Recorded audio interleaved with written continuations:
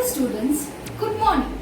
Today I am going to start a new chapter from your English one, that is chapter number 6, David Begins a New Life, an extract from David Copperfield by Charles Dickens, part 1. So let's start.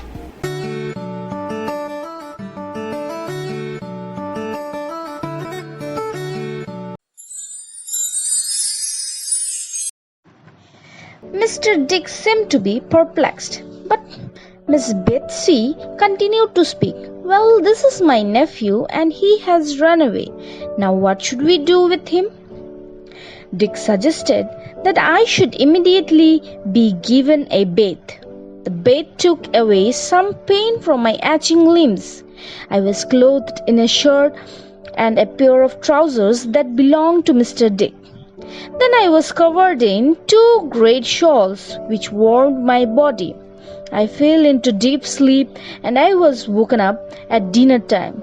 The dinner was a treat, as I had not tasted good food for a long time. I narrated my agonizing past to my aunt in as much detail as I possibly could. I was deeply anxious regarding my future, but I chose not to talk of it that night. The next day, I learned that Aunt Betsy had written to my stepfather about my presence in her house. The very thought of my stepfather tracing me and taking me back to agonizing. The days that followed were spent in a state of anxiety. Fortunately, Mr. Dick grew fond of me and I got to spend some time with him. The memorable moment that I shared with Mr. Dick, whose passion for flying kite was great. He eased my discomfort to some extent.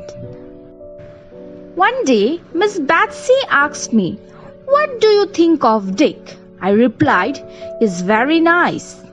Miss Betsy then informed me that Mr. Dick was a distant relative of hers and he was declared insane by his own brother. Miss Betsy had come to his rescue and got him home. I was told that Mr. Dick had been living with her for the past 10 years. On hearing about this, my affection for my aunt increased multifold.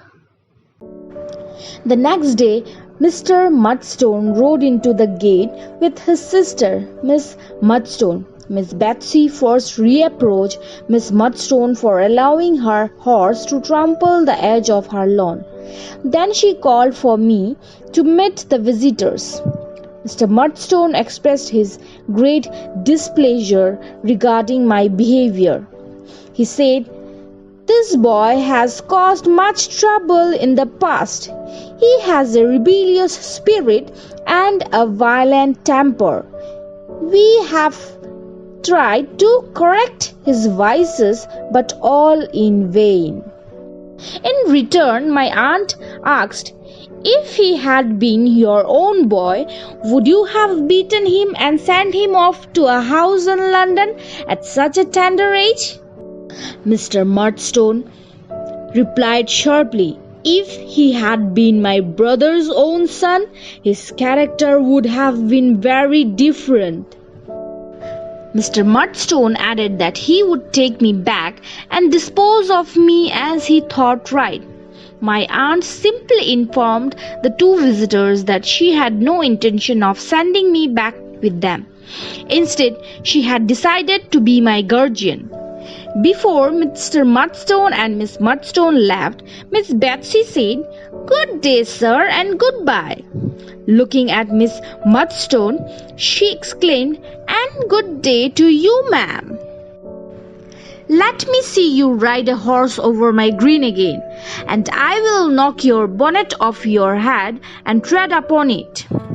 Once the Murdstones had left, my aunt turned to Mr. Dick and said, "Will you consider being David's guardian jointly with me?" Mr. Dick smilingly replied, "I shall be delighted to be the guardian of such a bright young man." With a deep sigh, my aunt said, "Then that's well settled." I was so happy that I hugged my aunt and kissed her many times. I shook hands with Dick repeatedly. I was delighted to have the two of them as my guardian. Thus I began my new life. To be continued in the next lesson.